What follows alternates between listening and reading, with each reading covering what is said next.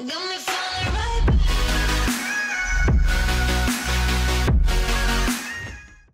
tout le monde, j'espère que vous allez bien. On se retrouve aujourd'hui dans une nouvelle vidéo pour parler de la STD2A, cette filière pour laquelle vous avez énormément de questions. Ce que je comprends complètement puisque on en entend parler nulle part de cette filière alors qu'elle est trop géniale. Si vous me connaissez pas et que vous arrivez sur ma chaîne pour cette vidéo, je m'appelle Héloïse, j'ai 18 ans, je suis en terminale STD2A, c'est Sciences, Technologies du Design et des Arts Appliqués. C'est pas de l'art plastique, c'est des arts appliqués, c'est pas du tout la même chose. Les arts plastiques c'est juste visuel, ça n'a aucune fonction, aucune utilité. Et les arts appliqués c'est tout ce qui est dans les mondes du design, etc. Donc il va avoir une fonction, un but précis. Comme j'ai déjà fait plusieurs vidéos à ce sujet, d'ailleurs je vous les mettrai dans la barre d'infos si ça vous intéresse d'aller les voir et que vous êtes un peu perdu et que c'est un sujet qui vous intéresse. Tout est en barre d'infos. Je reçois du coup énormément de questions sur les réseaux sociaux suite à ces vidéos là, j'adore vous répondre.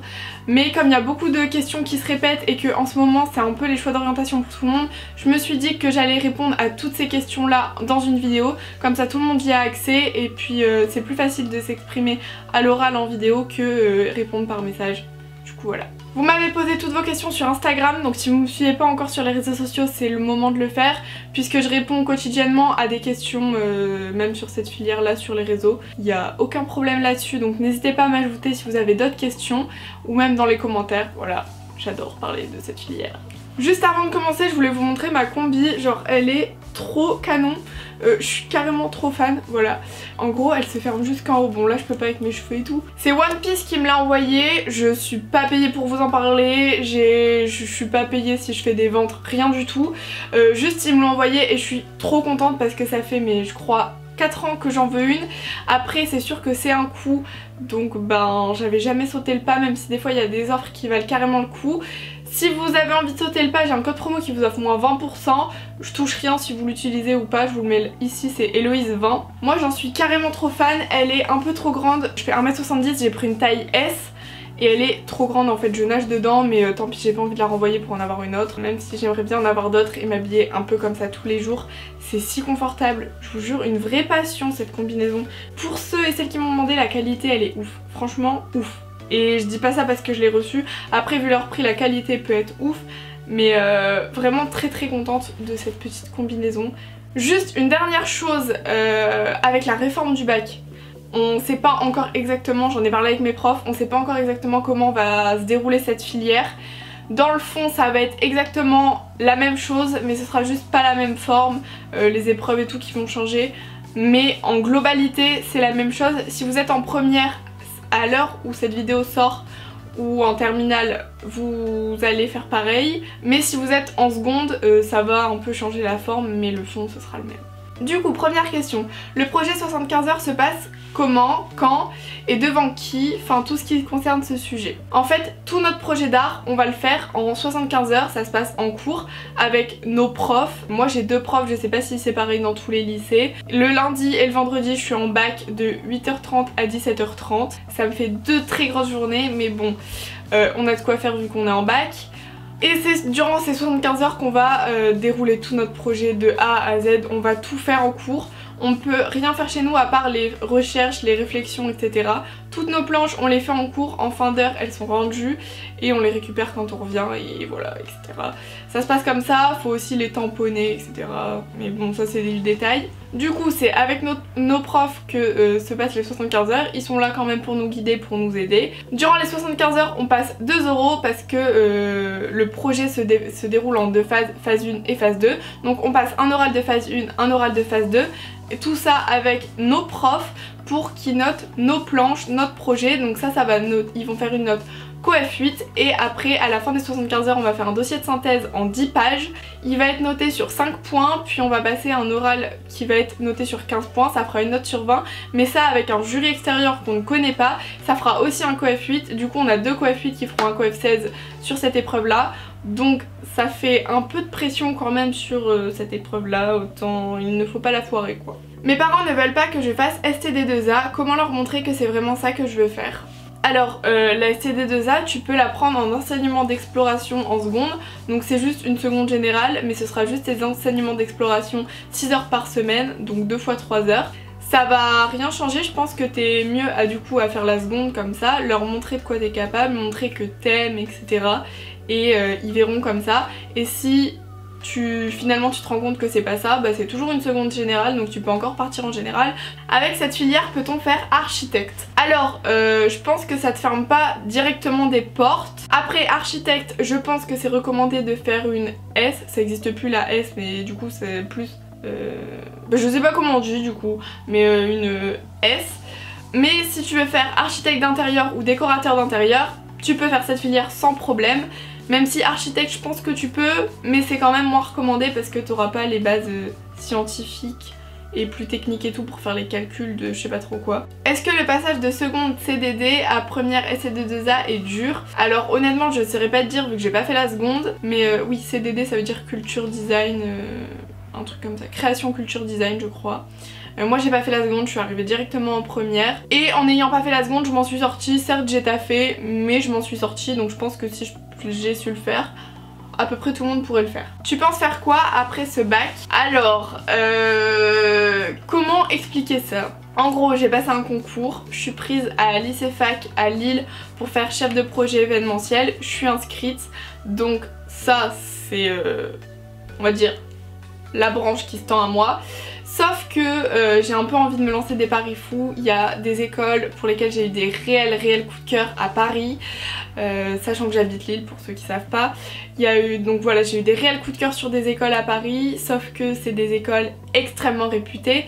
Donc on est sur l'école Boulle, Olivier de Serres, et après on est sur l'école Maximilien Vox. Après il y a aussi l'ESAT Roubaix que j'ai demandé aussi. Mais sinon ces 3 écoles à Paris, c'est vraiment les écoles que j'aimerais énormément avoir. Sauf que on est sur Parcoursup, j'ai pas un bulletin de ouf, même si j'ai des bonnes appréciations et que mes profs sont fiers de mon travail, j'ai pas des moyennes qui explosent et qui pourront se faire remarquer sur Parcoursup. Donc j'essaye de tout donner dans mes lettres de motivation, actuellement c'est un peu la course pour ça. Mais voilà, on croise les doigts, j'aimerais énormément être prise dans ces écoles. Si je suis pas prise, j'ai toujours mon école à Lille parce qu'elle est bien aussi.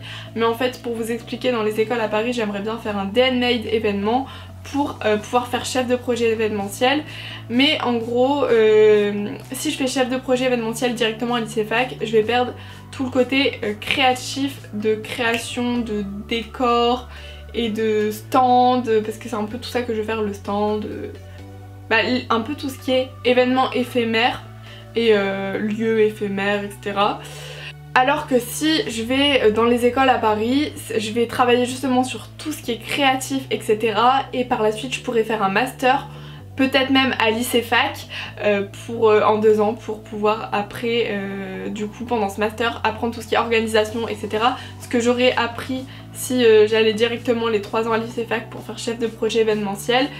Mais je peux pas le faire dans l'autre sens en fait. Je peux pas faire lycée fac et après faire un master pour avoir le côté créatif.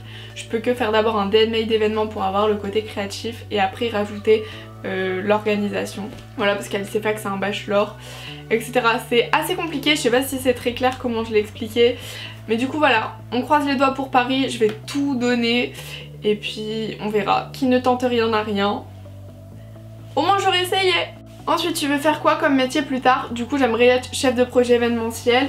Ce que j'aimerais vraiment encore plus c'est avoir mon agence d'événementiel. Parce que je me vois trop avoir ma petite entreprise et tout. Ma petite entreprise en mode... pas une grosse entreprise mais travailler avec mon équipe, genre créer mon équipe et tout. Et un truc que j'aimerais énormément c'est avoir mon équipe comme ça. Mais développer dans l'événementiel aussi par exemple avec des... proposer mes propres traiteurs, mes propres... tous les intervenants. Mais les intervenants que je proposerais ce seraient des gens avec qui j'ai été au lycée, au collège, en études supérieures, etc. Avec des gens que je connais et que je sais que leur travail va être bien. Et bref voilà, ce serait vraiment un truc que je kifferais. Voilà. C'est la première fois que j'en parle. Cette combi est vraiment magnifique. J'aimerais trop la voir en suite, genre pour la mettre tous les jours.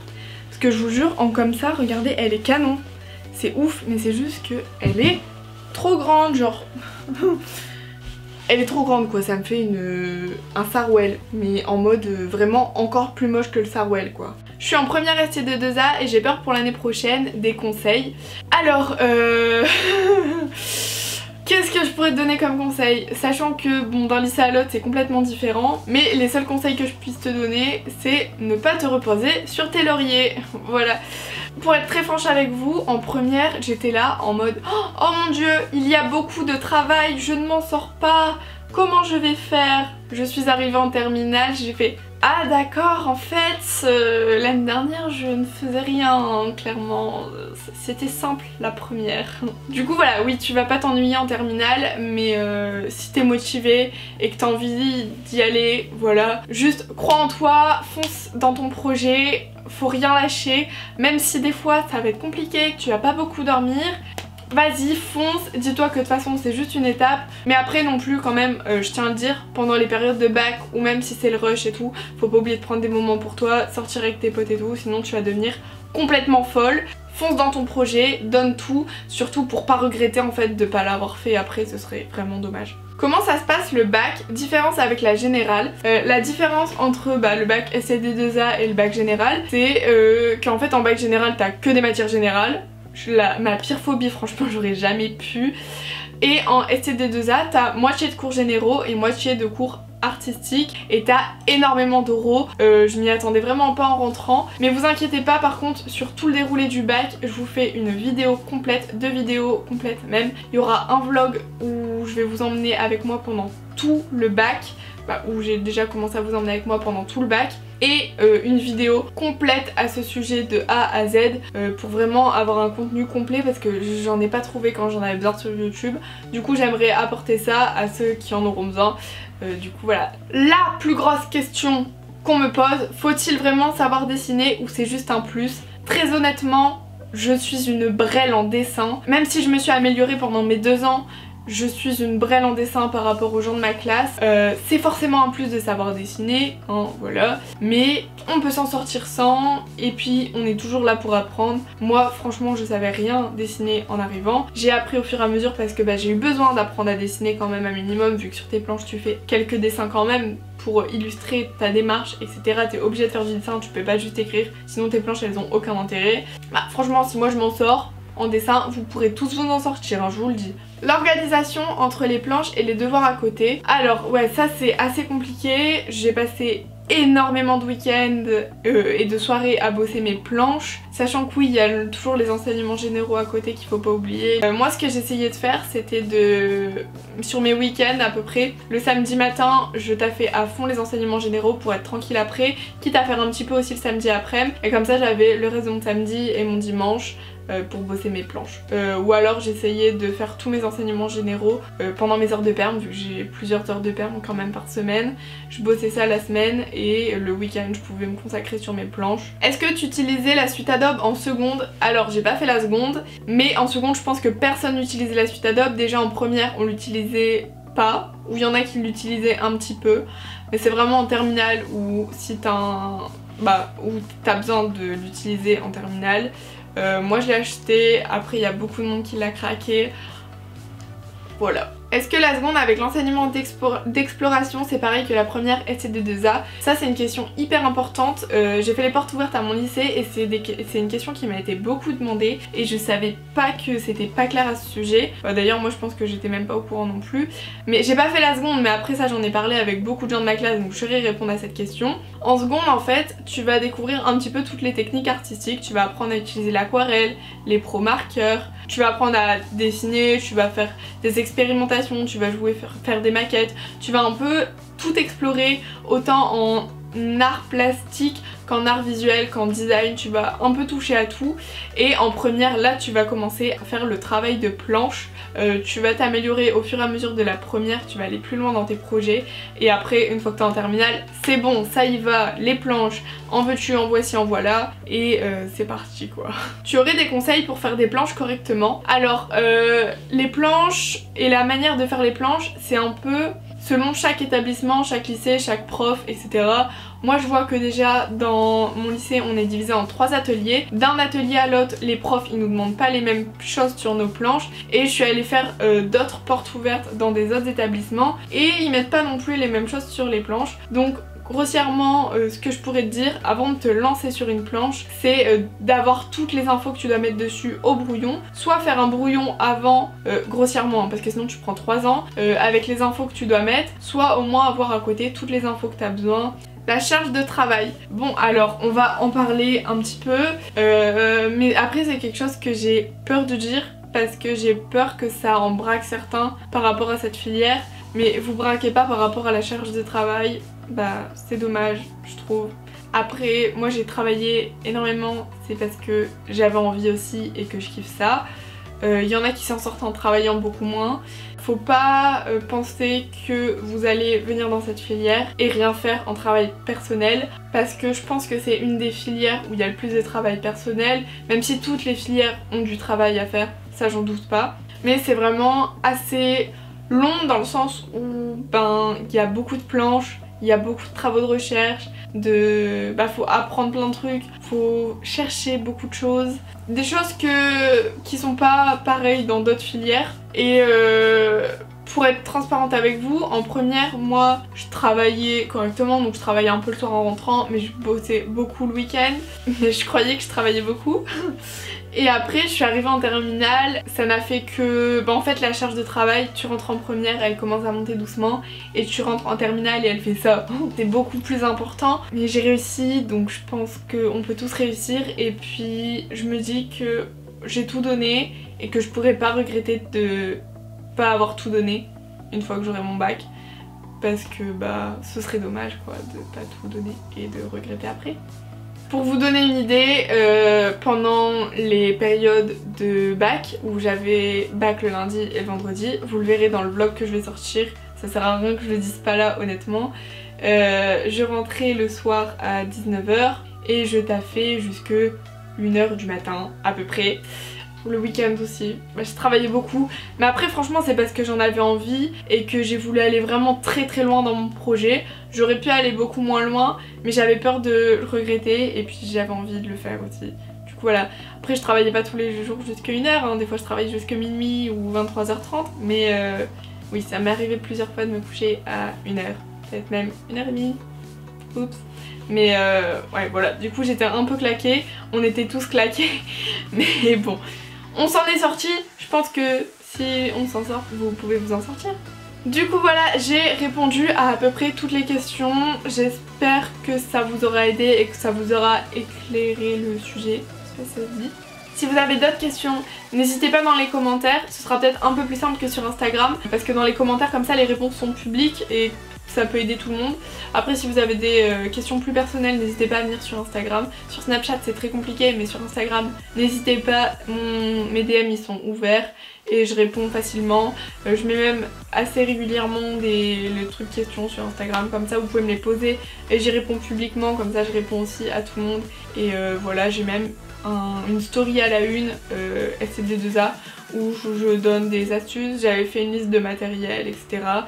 Il y a aussi beaucoup de vidéos sur ma chaîne, beaucoup de vidéos, tout est relatif, mais il y a aussi plusieurs vidéos sur ma chaîne à ce sujet. Je vous ai déjà dit, je vous mets tout dans la barre d'infos. N'hésite pas à t'abonner si t'aimes bien mes vidéos. Voilà.